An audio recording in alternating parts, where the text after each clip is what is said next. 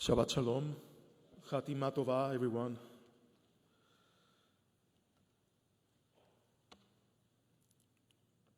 I was trying to realize the other day, besides the obvious, right, beyond the obvious, why has October 7th been so painful? Because we've been through other crises, we've been through other wars, but yet, this is like no other time, at least in my generation. And one of the things that really keeps coming back to me is this feeling that we're such a small people. You know, I grew up in a very affluent neighborhood in Mexico City where I would say 70% of the people who lived in that neighborhood were Jews. And if you asked anyone who was not Jewish how many Jews live in Mexico, they will tell you like 5 million. Truth is 50,000.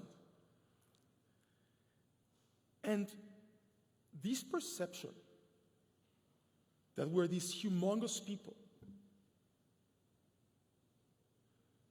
has really a tremendous impact on the world, because if you think about it, you know, in one of those trips that I made to Israel this year, I heard from a journalist that the AP, the Associated Press, has more journalists covering Israel in their Israel desk than in all of Europe and Russia combined.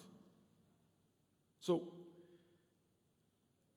we're small people. Really?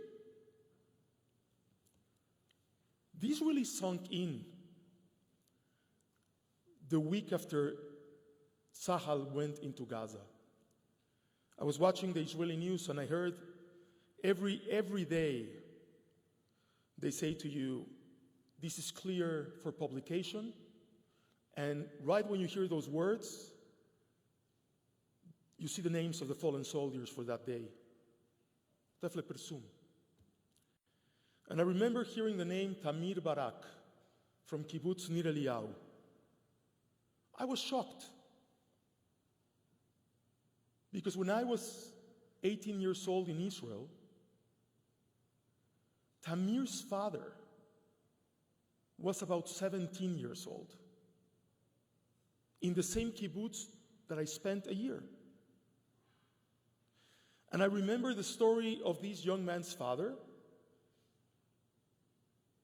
His brother had died already in Lebanon. So his mother decided to have another child at a late age, and that was Tamir's father. And then Tamir goes into Gaza and is killed by a sniper. I went cold because no amount of mental preparation can prepare you to hear these names and to understand that eventually, the longer this goes on, the more names we're all going to know in that list.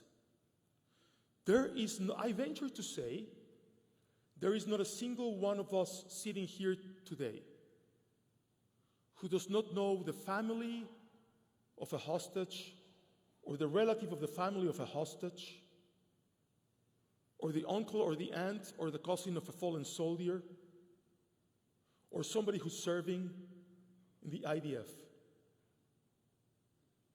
And that's because of the size of our people. Amos Oz, in a beautiful, beautiful book, Tales of Love and Darkness, which is basically his autobiography. And Amos Oz is one of the most prolific writers in Israel. Writes a story about when he was 6 or 7 years old. The Israeli government put out the 5 lira note bank, which had the face of the poet Bialik. So he was so excited because during his lifetime, this was the first new banknote he was getting, and he went and he got one of these banknotes. And he came back home and he told his father, "Look, Dad, I got a 5 lira banknote that has Bialik on the front." And his uncle takes the banknote from him. He was standing next to his father. He says, "Hey, uncle, why did you take the banknote from me? I went and got it." "Yes, but Bialik owed me 5 liras. That's how small we are. I remember also Lisa's late uncle, David Harmon, whose father was the first ambassador of Israel to Great Britain and also the chancellor of the Hebrew University.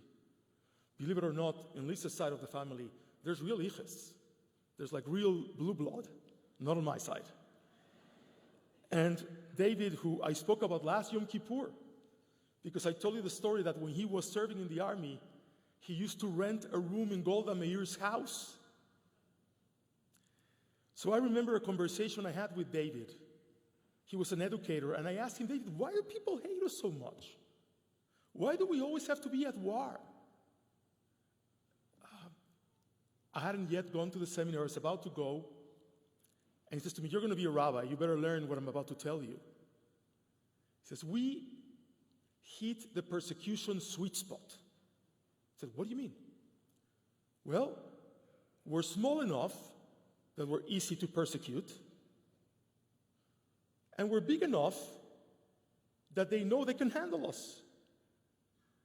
And we're big enough that we are consequential. If we were smaller or bigger, nobody would mess with us." I've been thinking about that for such a long time, for this year. We're just the right size of a people to be hated. What an incredible price. But what are we going to do? You know, this hour of Yizkor, we have to remember those who have gone. We have to remember those who have fallen. But it seems like we've been doing it for an entire year, every day, nonstop.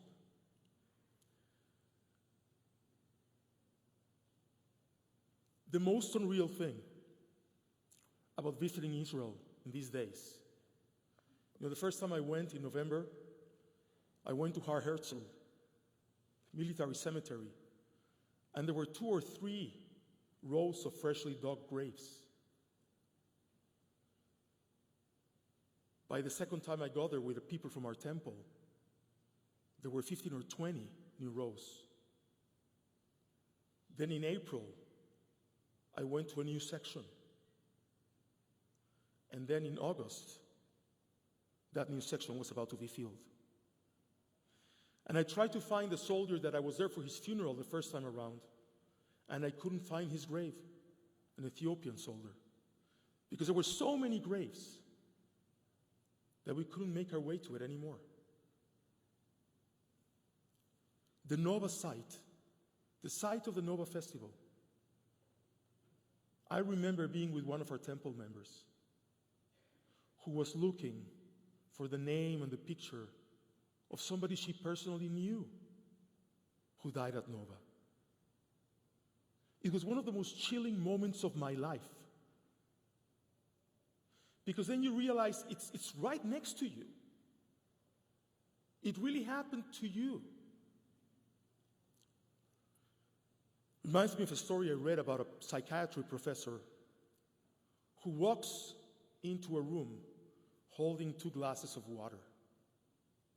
And she tells the students, "How much does water weigh?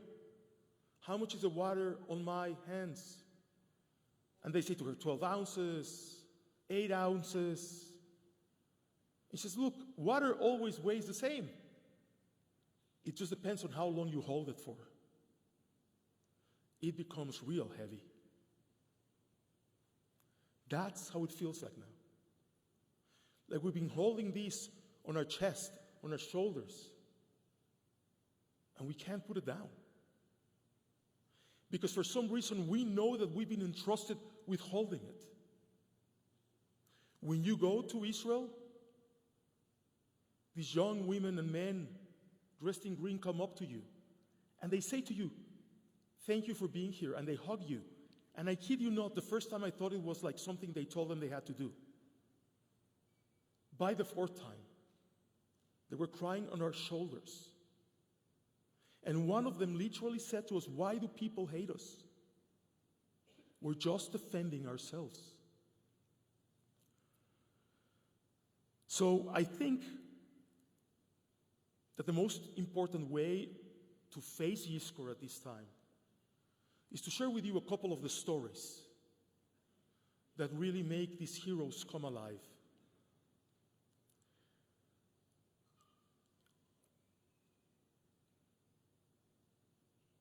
We went to the Zikim base. The Zikim base is right outside of Ashkelon.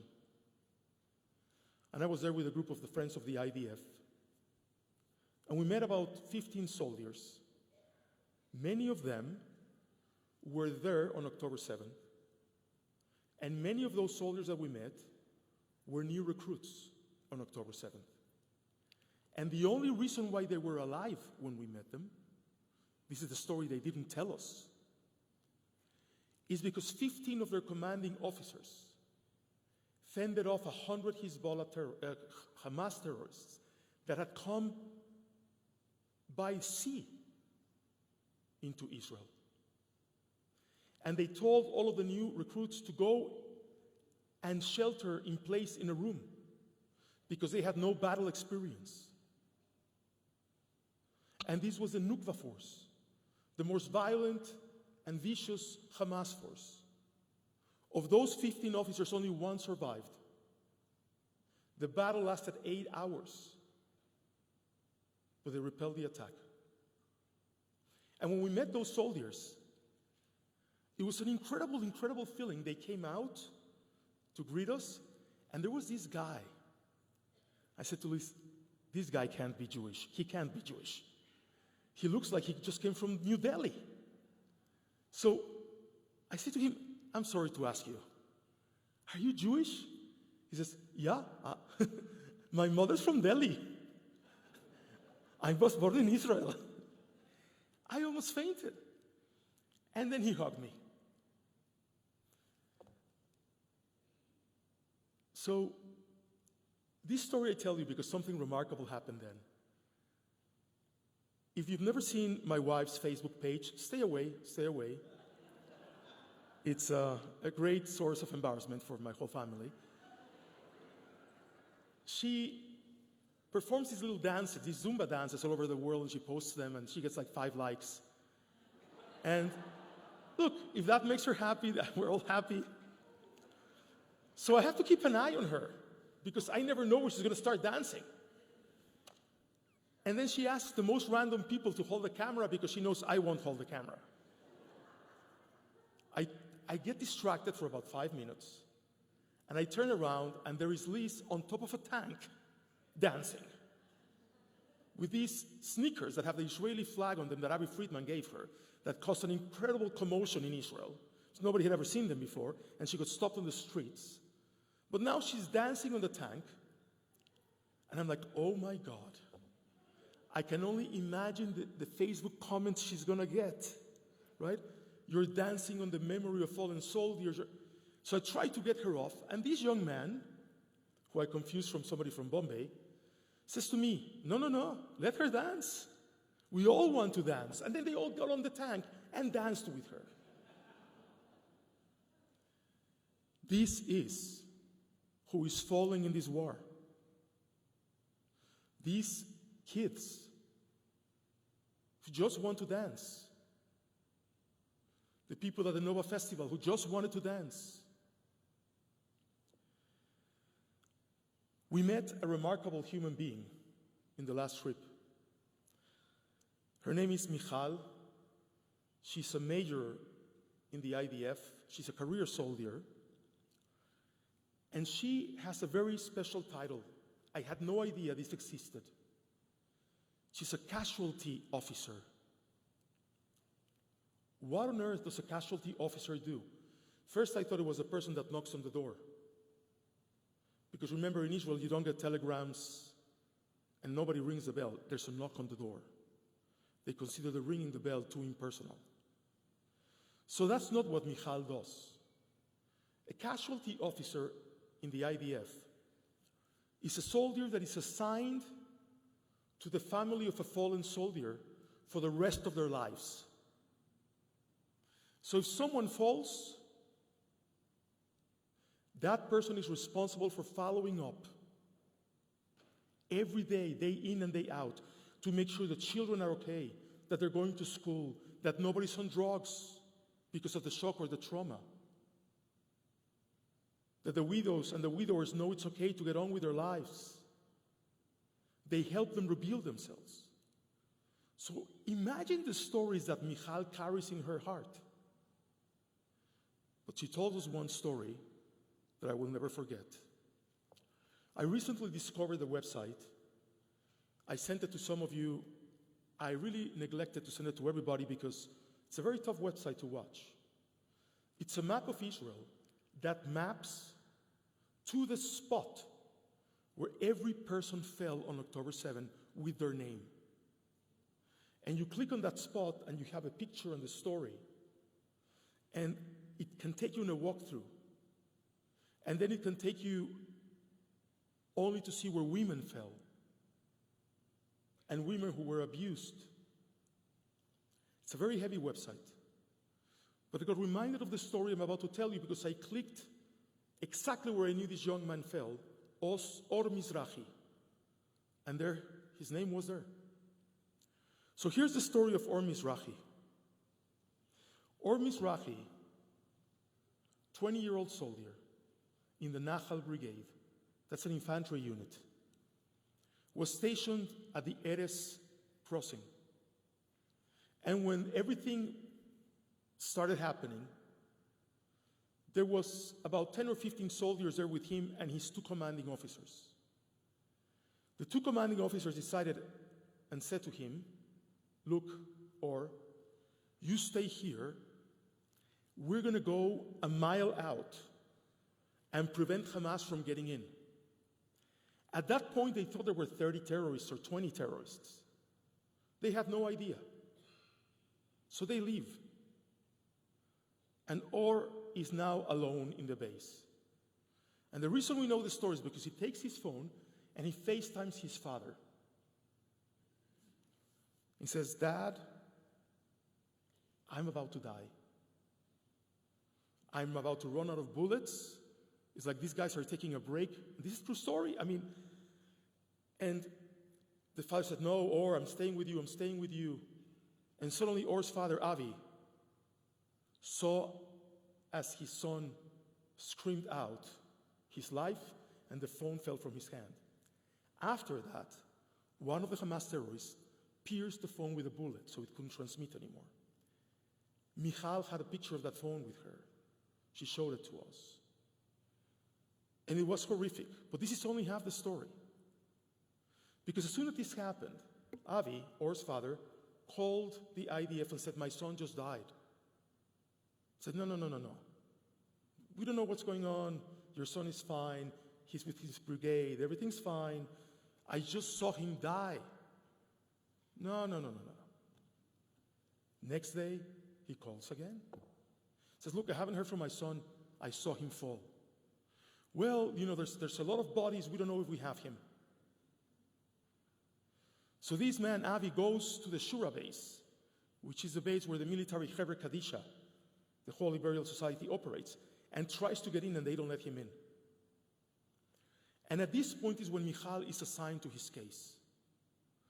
And Michal starts talking to him, and she says, "Look, we don't really know where the body of Or is." This is now the 8th of October. The 9th of October, they found the body after 2 days. They prepared it for burial, and they brought it to our Herzl, to Mount Herzl for burial.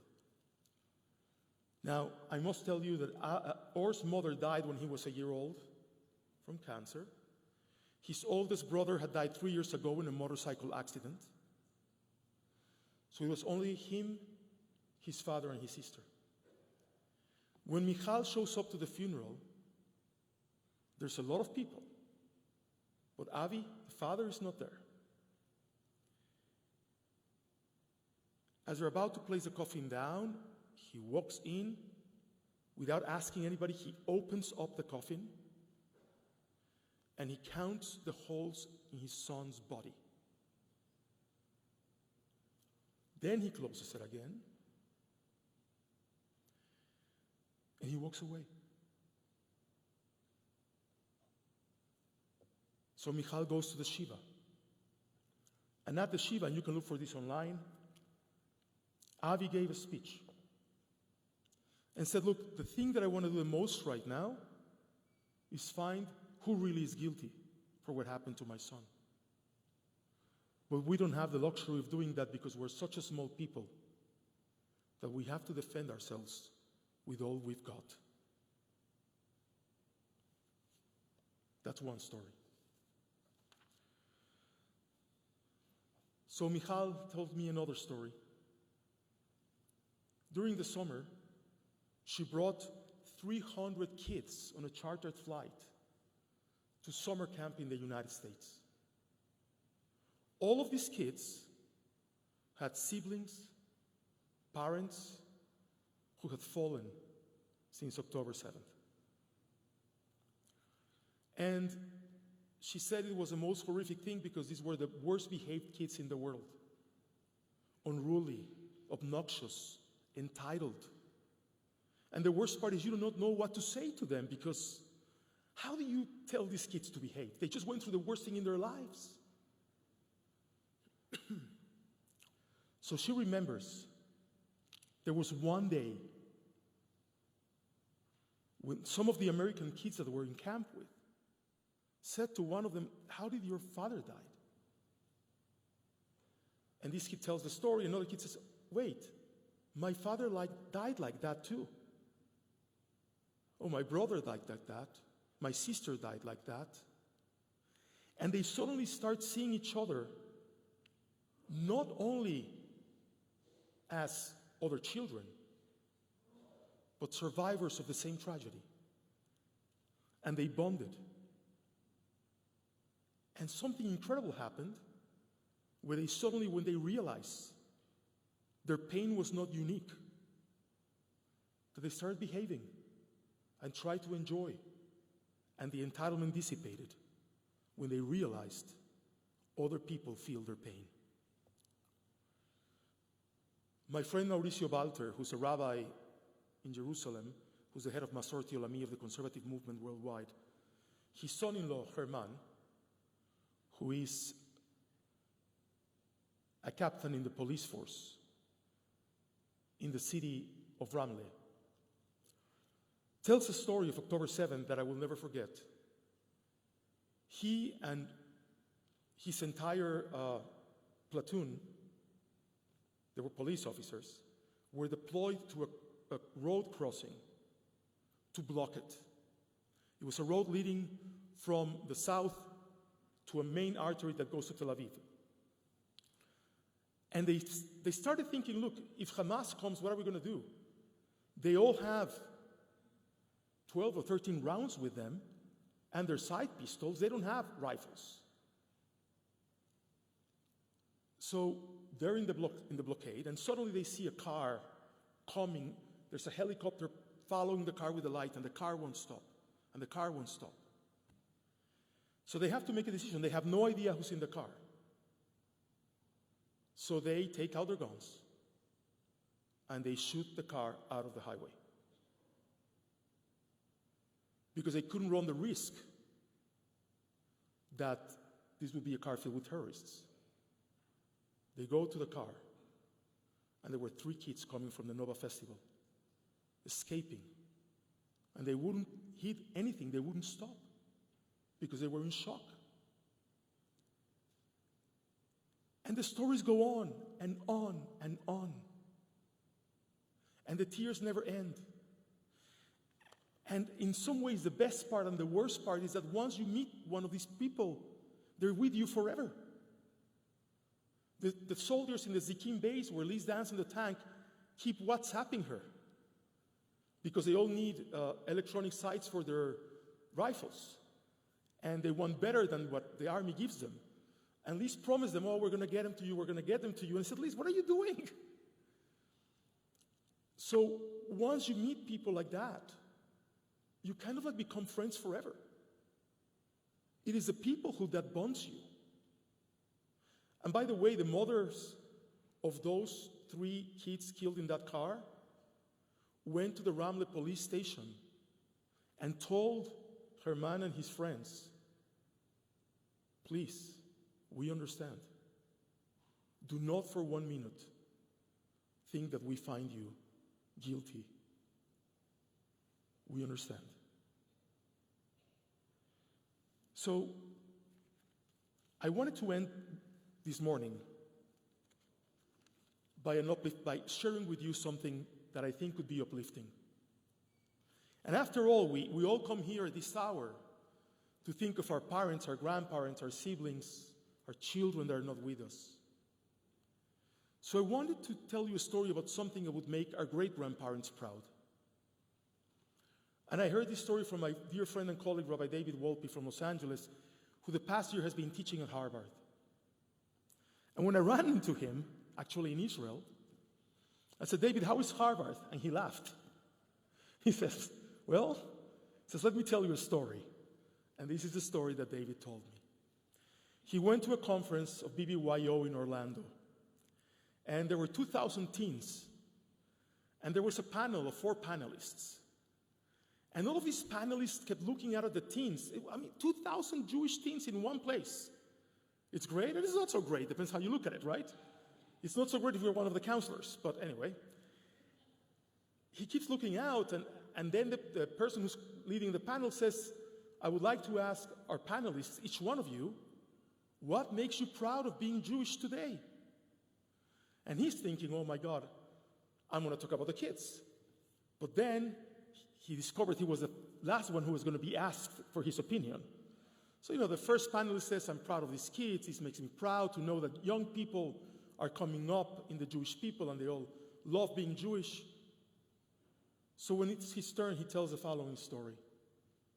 He said, I often imagine myself in a conversation with my great-grandfather. And he says to me, so how are things? And I say to him, things are great. I'm teaching at Harvard. It could be better, but it's okay. And his great-grandfather goes, what, you're teaching at Harvard? There's Jews at Harvard? Yeah, and the biggest problem is that everything has to do with Israel. Hold on. There's an Israel? We have an Israel? Yes, and America is so linked to what's happening because they give so much money to Israel. What?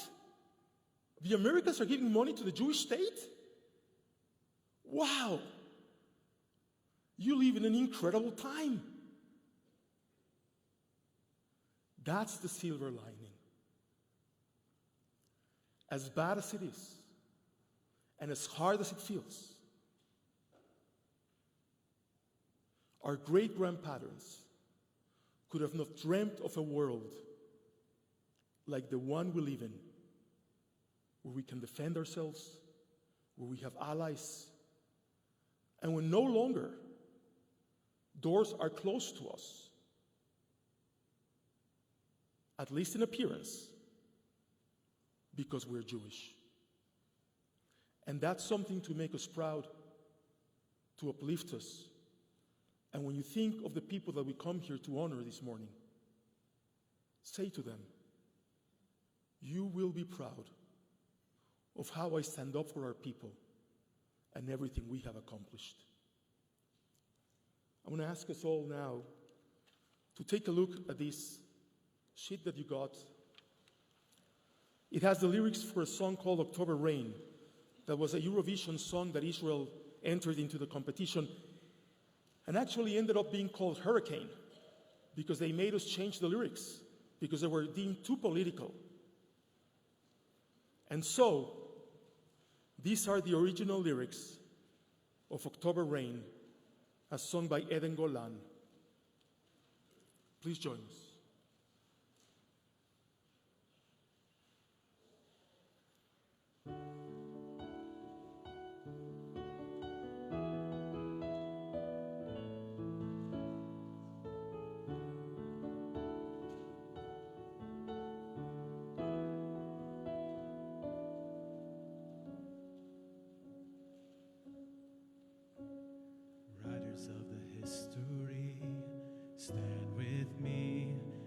to my eyes and see people go away but never say goodbye.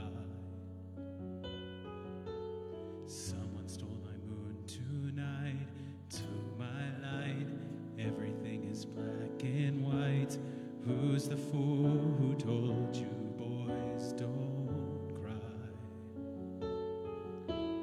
Hours and hours and flowers. Life is no game for the cowards while the time goes wild.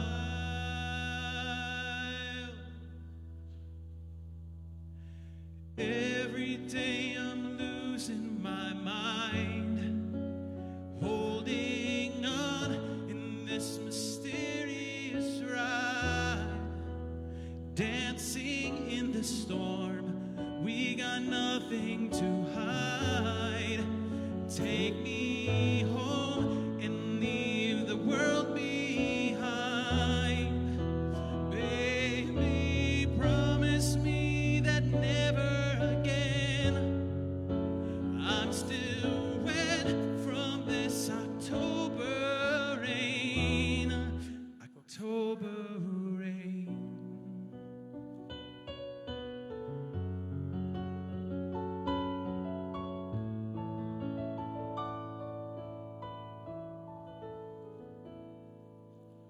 Living in a fantasy, ecstasy, everything is meant to be. We shall pass, but love will never die. Hours and hours and flowers. Life is no game for the cowards while the time goes wild. Every day I'm losing my mind, holding on in this mysterious ride, dancing in the storm. We've got nothing to hide. Take me home and leave the world behind. Baby, promise me that never again. I'm still wet from this October rain. October rain. Whoa,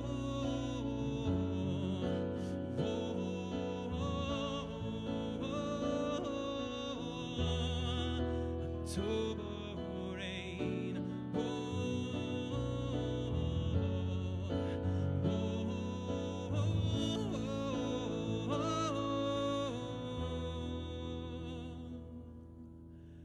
Lo nishara ve'limshon, ein makom, ein oti meyom leyom. Kulam yeladim tovim echad echad.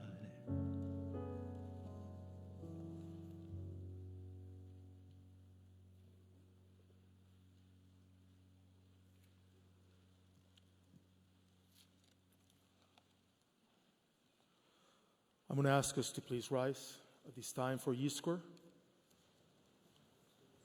page 290.